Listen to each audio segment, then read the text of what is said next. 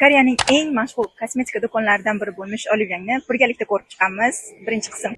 Qizlar, bugungi videoda sizlarga faqatgina uходовый kosmetikani ko'rsatmoqchiman. Uhod qilishni esa albatta yuzimizni yuvishdan boshlaymiz va sizlarga men bu yerda oil cleanserlarni ko'rsatyapman. Juda ham ajoyib. Umuvalkalardan menga yoqqani Round Love va Lagom brendlari bo'ladi. Men bu shpritsli ampulani ko'ryapsizlarmi? Rosa yoqtirdim ko'rganimdan. Nima narsa ekanligiga rosa qiziqdim. Buni albatta surishtirib ko'raman. Agar biladiganlar bo'lsa, yozib ketsangiz xursand bo'laman. Koreya algoritmida rosa mana shu krem mashhur bo'ldi. Silimaxdan Arensia menimcha. Buni qoraygan zonalarga surtsangiz, C vitamini bo'lganligi uchun tarkibida ochartirar ekan qizlar. Sinab ko'ringlar. Hali men o'zim ham sinab ko'rmadim. Bu yerda yana sizlarga o'zim bilmagan brendlardan ajoyib narsalar ko'rsatyapman. To'g'risi bilmayman. Torridin meni eng yaxshi ko'rgan brendim. Torridinni birinchi marta O'zbekistonda sunscreen stiklardan taniganman. Juda ham ajoyib. Probiodermni ham shpritsli ampulasi bor ekan, ko'rib wow dedim. Dalbani ham qizlar rosa sevib ishlatishadi, lekin men ishlatib ko'rmaganman. Bu yerda esa C vitaminli setni ko'rib qoldim. Prям wow, eng ehtiyojim bor narsa. Riddle Shot mikro igli hamma eshitgan. Buni mana shu retinol bilan birga ishlatsangiz ancha rezultati bo'ladi.